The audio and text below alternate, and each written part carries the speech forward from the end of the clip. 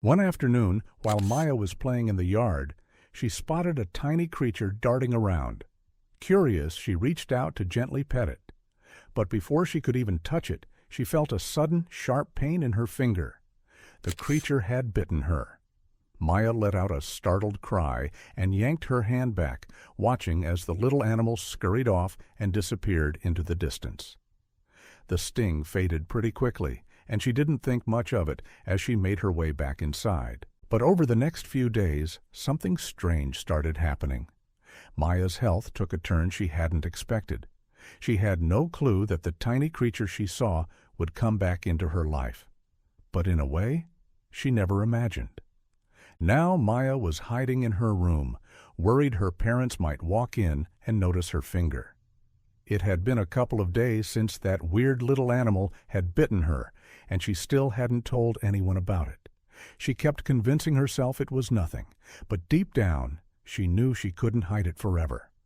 Her finger had gotten worse. It hurt more and looked terrible. It was swollen and red, and she didn't even want to glance at it. Even brushing against it made her wince. She had kept quiet about it for days, but now it felt like she couldn't wait any longer. The fear of telling her parents had held her back. They had always warned her to stay away from wild animals, saying you never really know what they might do. And now, exactly what they had warned her about had happened. She had ignored their advice, and now she was paying the price. She honestly didn't think it would bite her. It was so small, and she just wanted to give it a little pat. The bite hadn't even hurt that much at first. There was no blood, so she figured it was fine. But clearly it wasn't. She had been wrong. She took a breath and finally called out, "Mommy?" Her voice was quiet. A few seconds later, the door creaked open, and her mom peeked in, smiling. "Yes, honey?" she said warmly. But the second her eyes landed on Maya's face, her smile faded. She knew something was off right away. "Maya, are you okay?" her mom asked gently, stepping into the room and closing the door behind her. Maya was still sitting on her bed, her eyes starting to fill with tears. She kept her right hand hidden behind her back. Her mom sat down beside her. "Sweetie, what's wrong?" Maya looked down. There was no more hiding. She slowly showed her hand. Her mother gasped the moment she saw Maya's finger. "Oh no, Maya! What happened?" She gently took her daughter's hand, clearly worried. Maya didn't want to explain just yet. "Mommy, can you make the pain go away?" she asked quietly, hoping to delay the conversation. But her mom stayed calm and kind. "Maya, honey, I can only help you if you tell me what happened," she said softly, placing a warm hand on Maya's cheek. The throbbing in her finger was getting worse. So Maya finally told her the truth, how she'd found the little creature outside, how she tried to pet it, and how it bit her instead. "I'm sorry, Mommy." "I know I shouldn't have done that," she said, her voice a little shaky, worried her mom would be upset. But her mom didn't get mad. She just looked more concerned than ever. "Oh, honey, it's okay. Let's take you to the doctor right away. This doesn't look good." Maya's mom was worried that the bite had gotten infected, so they quickly got in the car and drove to the nearest clinic, which was only 5 minutes away. She hoped they could get some help right away. As soon as they arrived, Maya's mother walked up to the front desk and spoke to the assistant, asking if there was any way they could fit Maya in that same day, ideally as soon as possible. But the assistant shook her head. "I'm sorry, Miss Martin," she said politely. "We're already fully booked for the day. You'll have to come back tomorrow." She offered a small, apologetic smile. Of course, Maya's mom didn't take that too well. She turned to Maya and said, "Sweetheart, show the assistant your finger." Maya lifted her hand so the woman could see the wound. As soon as she saw it, the assistant's expression changed completely. She gasped and said, "Oh my goodness, I understand. Please wait right here. I'll check with the doctor." She quickly stepped away from the counter and disappeared into one of the back rooms, leaving Maya and her mom waiting near the entrance. A few minutes passed before she returned and said, "You can take a seat in the waiting room. Dr. Roberts will be with you shortly." Finally, they were in. They sat down, and not long after, the doctor stepped into the waiting room and called out, "Miss Maya Martin?" Maya and her mom stood up and greeted the doctor. They followed him into his office, where he gently closed the door behind them. They each took a seat, and the doctor turned to Maya. "All right, Maya," he said kindly. "Can I take a look at your finger?" Maya slowly stretched out her hand, but turned her face away. She didn't want to see it. While the doctor examined it, she quietly explained what had happened. "Oof, yeah," he said. "That doesn't look too good." He got right to work, cleaning the wound carefully and wrapping it up in a neat bandage. He also gave her antibiotics, explaining that the bite had become infected. When he was done, he looked at her with a smile. "There we go. You should feel better really soon, and the wound should heal just fine. You're doing great, Maya." But then he added, "Before you go, can I ask you a few questions about the animal that bit you?" Maya finally looked down at her hand and noticed the Band-Aid he'd used had a unicorn on it. She smiled softly. "Okay," she said. Dr. Roberts asked her where exactly she had seen the animal and where it ran off to after biting her. He also asked about how it acted and how big it was. Maya answered as best as she could, trying to remember every little detail. Once they were done, it was time to head out. "Thanks so much, Maya." "That was really helpful," the doctor said with a warm smile. "Would you like a lollipop?" He opened a drawer filled with colorful lollipops, just for kids. Maya nodded excitedly and chose a green one. She was feeling a lot better now. But that feeling didn't last long. As Dr. Roberts walked them to the door, he turned to Maya's mom and said, "I'll call animal control right away. They'll handle the situation. You won't have to worry about that creature again." Back in the car, Maya looked over at her mom with a worried expression. "Mommy, what did the doctor mean? What will they do to the animal? They're not going to hurt it, are they?"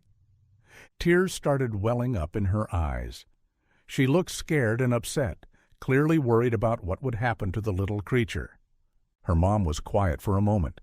Then she gently said, "Well, sweetheart, you saw what happened. If they leave the animal out there, it might hurt someone else, or it might even get hurt itself." Maya still didn't fully understand what exactly they were going to do to the animal, but she had a strong feeling it wasn't going to be anything good, and she wasn't okay with that. So she decided to do something about it herself. As soon as they got home, Maya asked her mom if she could go outside to play with some friends. "Of course," her mother said. "But be careful with that finger, okay?" "Okay," Maya replied, already heading out the door. She had a plan, and she wasn't about to tell anyone what it was. She didn't want animal control to find and possibly hurt the little creature, and the only way to stop that was to find it before they did. So she set off on a mission to track down the tiny animal that had bitten her. Maya moved fast, running all the way to the spot where she had seen it a few days earlier. She searched the area for almost an hour, checking behind trees and bushes, but there was no sign of it anywhere. She felt defeated. This had become her personal mission, and it seemed like she had failed. But just as she was about to give up and head home, she heard a soft rustling sound in the dirt. It was coming from behind a big rock. Maya froze. Her heart was pounding in her chest as she quietly tiptoed closer, curious and hopeful. Could it be the animal she was looking for? Just a few more steps now. She held her breath and slowly leaned forward, peeking around the edge of the rock, and then gasped. "There you are," she whispered. "I've been looking all over for you." It was him, the little creature. "Come with me." I'm not going to hurt you." "We need to hurry before animal control shows up," she said softly. Maya believed the animal had only bitten her because it had been scared, and maybe even hungry. Who wouldn't be scared being so small and alone? Thankfully, this time she had come prepared. On her way there, she had picked some berries from a bush nearby. She gently pulled one out of her pocket and held it in her left hand, the one without the bandaged finger, stretching it out slowly toward the animal. She stayed alert, ready to pull back if it tried to bite again. But this time, it didn't. The little animal focused completely on the berry. It grabbed it from her hand and started munching away, taking small, eager bites. "You like berries, don't you?" Maya said with a small laugh. Days turned into weeks, and Maya found herself looking forward to every visit with the curious little creature. She started calling him Milo, a name that just felt right when she looked into his innocent eyes and saw how playful he could be. Their bond didn't just grow out of curiosity, but something more like trust. Maya would sit beside him and talk to him as if he could understand every word. And somehow, in those quiet moments, it felt like the rest of the world disappeared. Along with berries, Maya got curious about what else Milo might enjoy. One day, she brought him a slice of apple, which he happily chewed on. The next day, she tried a small bit of cheese, but he didn't seem too interested. Grapes were a clear favorite, while breadcrumbs got mixed reactions. Each time she fed him, it felt like they were learning something new together. Even though most of Maya's days were filled with school and chores, she always made time to see Milo. Their secret visits had become something special, something just for them. Each evening, as the sun dipped low and painted the sky in gold, Maya would quietly sneak off to meet Milo. It had become their special ritual, a hidden part of her day that felt like a secret little world, separate from everything else. One evening, as she handed Milo some grapes, he suddenly dashed off, darting around her in quick little circles. It felt like he wanted to play tag. Maya laughed and chased after him, both of them running in silly loops around each other. When they finally stopped, both out of breath and smiling, Maya could feel it. This wasn't just a wild animal anymore. Milo was her friend. As the days went on, whispers started to go around the neighborhood about a strange little creature being spotted. Kids claimed they saw it near the woods, and some grown-ups started guessing where it might have come from. There was a sense of mystery in the air, and the stories only grew with each retelling. But through it all, Maya said nothing. She kept her visits with Milo completely to herself. Mr. Thompson, the oldest person in the neighborhood, began sharing stories from when he was a kid, tales about strange animals seen in the woods long ago. He mentioned things like the night whisperer and the golden-eyed phantom. As Maya listened quietly to the old stories, she couldn't help but wonder, was Milo part of something bigger? Was he one of those legendary creatures people talked about? The thought made her heart race with both wonder and worry. She knew one thing for sure. She needed to keep Milo safe. Over the next week, Maya worked on building a little shelter for him, hidden deep in the woods. She used branches, leaves, and anything else she could find. Bit by bit, she built a cozy hideout, a place where Milo could stay safe from weather and people. But back in the neighborhood, the buzz only grew louder. Animal control had been called in. Signs started popping up on light poles and community boards, warning everyone about an unknown animal. They asked residents to report any sightings. Every time Maya saw one of those notices, her heart sank. The little world she had created with Milo felt like it was under threat, so she became even more careful. She changed the time she met Milo. She took new paths each time, making sure no one was following her. She added more leaves and sticks to the shelter, blending it better into the woods. Each day felt like a challenge, like a quiet game of hide and seek, Maya doing everything she could to protect the friend who had come to mean so much. Wanting to understand Milo better, she went to the local library and started reading everything she could about wild animals. She flipped through books, looking at photos and reading descriptions, hoping to find something, anything that looked like him. Most animals looked nothing like Milo, but here and there a few things seemed similar. That only made her more curious. Then one afternoon, while going through some old boxes in her attic, Maya found a dusty magazine. On the cover was an animal that looked a lot like Milo. She gasped. Inside, the article talked about a rare group of animals known for being playful and liking dry, desert-like places. The more she read, the more sure she felt. Milo wasn't just a one-of-a-kind creature. There could be more like him out there. But just as that thought brought her hope, something else brought panic. One afternoon, while heading back from her secret hideout, Maya spotted two familiar uniforms near her house. Animal control. They were talking to neighbors and walking toward the woods. Maya rushed home, hoping animal control hadn't found Milo. That night, she slipped out to their meeting spot, her heart pounding. She breathed a huge sigh of relief when she saw him waiting there, safe and sound.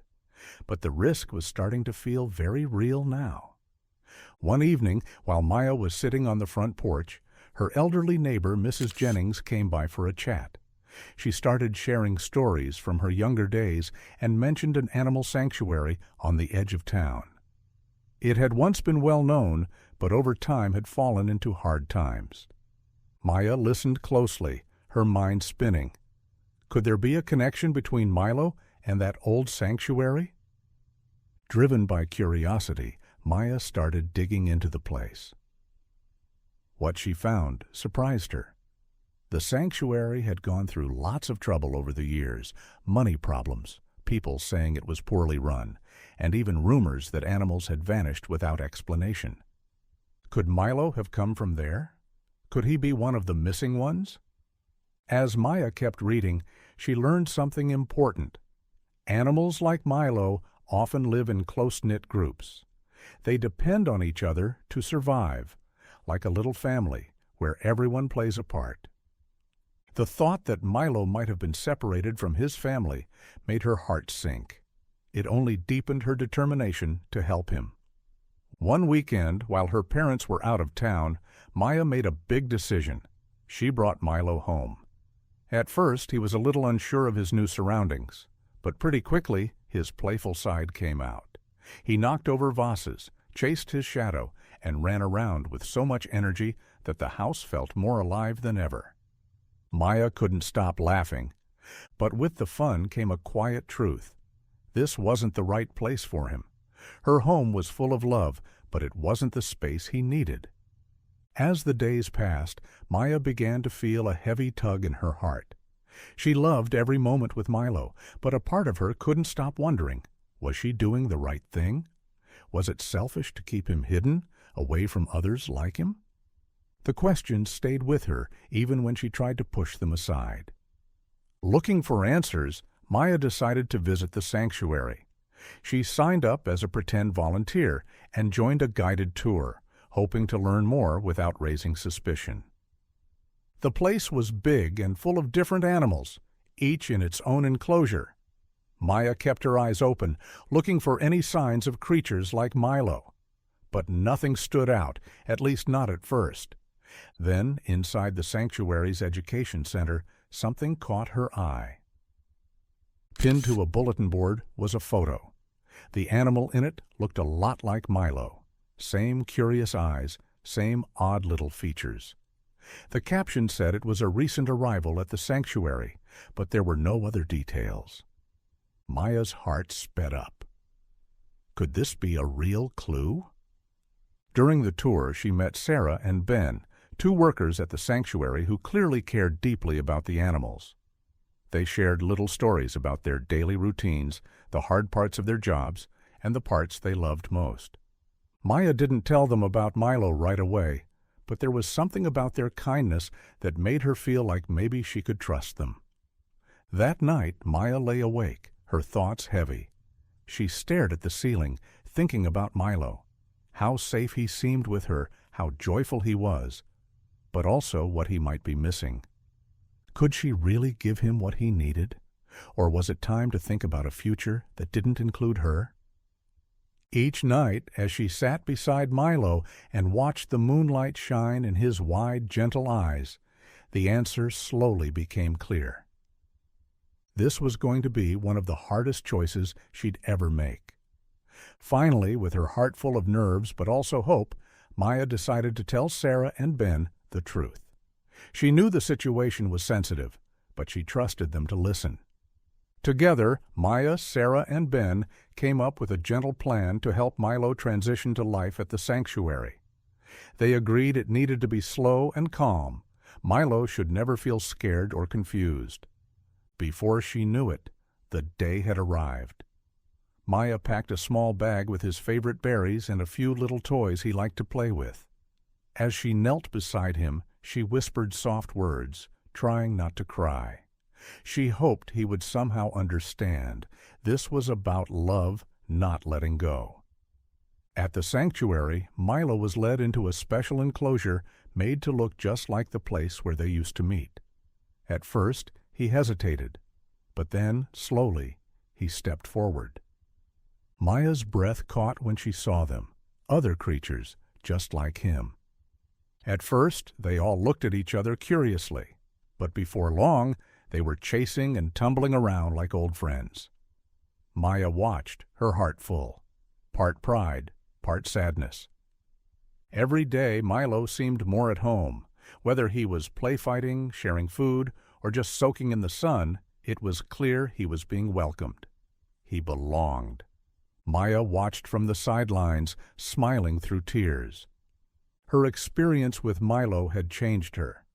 She felt something new growing inside her, a real passion for animals and the natural world. She started reading more, joining workshops, and talking to the people at the sanctuary about wildlife care. Her interest was clear, and the sanctuary soon offered her a volunteer role. Her days were filled with new tasks, feeding animals, cleaning enclosures, and even giving simple tours to visitors. She loved every minute of it.